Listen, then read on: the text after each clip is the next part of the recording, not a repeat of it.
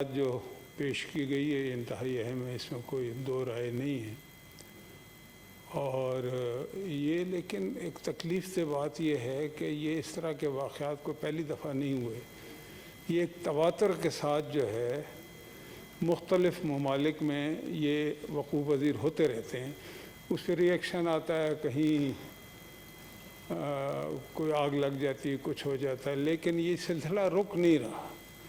ہمیں کو بہت ٹھوس طریقے سے اس پہ اپنا کردار ادا کہ یہ ایک روایتی کردار ہے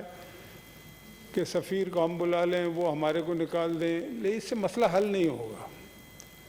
یہ بھی ایک احتجاج کا بہرحال طریقہ ہے، اس میں بھی غور کرنے میں کوئی حرج نہیں۔ پہلی بات تو یہ ہے کہ اس میں حکومت وقت جو ہے اس کا کردار سب سے زیادہ اس لیے ہونا چاہیے کہ ہم ایک اسلامی مملکت میں بستے ہیں، اور وہ کردار صرف اس حد تک نہیں ہونا چاہیے بیانوں کی حد تک، اس میں ہمیں غور کرنا چاہیے کہ اس کا مستقل جو ہے علاج کیا ہے اس کا۔ میں ایک بات یہ کرنا، دیکھیں طیب اردوغان ہر معاملے میں لیڈ لیتے ہیں، اللہ ان کو زندگی سے دے، وہ اس وقت امہ کے ایک لیڈر کی حیثیت سے سامنے آئے ہیں، اور اس سے پہلے بھی بہت سارے ممالک میں آپ نے دیکھا کہ اس طرح کے خاکے واقع بنے ہیں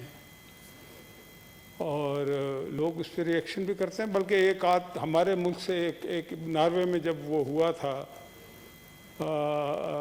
وہ پچھلے کچھ ہی عرصہ پرانی بات ہے، زیادہ پرانی بات نہیں ہے، خاکے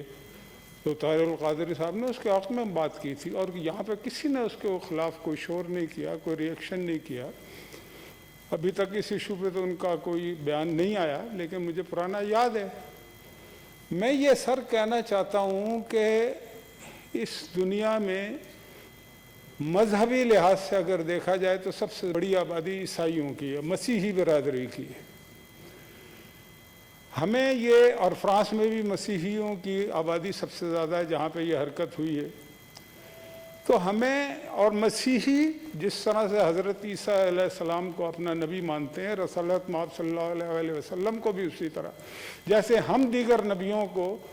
ان کی عزت اور احترام جو ہے اس کو ملحوظ خاطر رکھتے ہیں، اور وہ ہے ہمارے مذہب نے ہمیں سکھایا ہے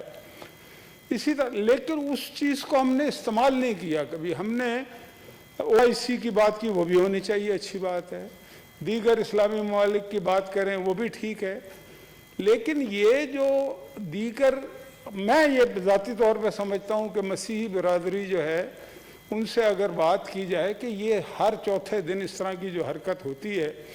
جس میں ایک پولرائزیشن ہوتی ہے، اور دنیا کو پولرائز کرنے کا فائدہ تو عام غریب لوگوں کا نقصان ہی ہے نا، دنیا کا نقصان ہے، دنیا کے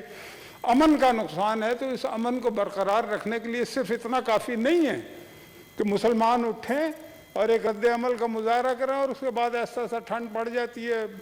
کوئی بائیکاٹ کر دیا۔ اصل بنیادی بات یہ ہے کہ یہ جو اکنومیکلی بائیکاٹ جو ہے نا، اس کے اثرات مرتب ہوتے اس لیے ہیں کہ اگر فرانس کی چیزوں کا ہم مکمل بائیکاٹ نہ صرف ہم OIC کرے، دیگر ممالک کریں گے تو وہاں کے عوام کو تکلیف پہنچے گی۔ ابھی وہاں کے عوام کو کوئی تکلیف نہیں پہنچی۔ ایک تو یہ ایشو ہے بڑا اہم۔ دوسرا میرے نزدیک یہ ہے کہ ہمیں مسیحیوں کے لیڈروں سے بات کرنی چاہیے کہ بھائی یہ آپ کی بھی ذمہ داری ہے، رسالت مآب صلی اللہ علیہ وسلم کی عزت و حرمت جو ہے جتنی ہمیں عزیز ہے اتنی ہی آپ کو بھی ہونی چاہیے، اور ہے، ہم سمجھتے ہیں۔ تو اگر ہے تو پھر اپنا کردار بھی ادا کریں نا، اور کردار اگر کہیں پہ وہ نہیں ادا کر رہے تو ہمارا اصل کردار یہ ہونا چاہیے کہ ہم انہیں اس کردار کو ادا کرنے پہ مجبور کریں۔ یہ میری رائے ہے۔ باقی جو روایتی چیزیں ہیں وہ بھی ہونی چاہیے، اور یہ انتہائی قابل مذمت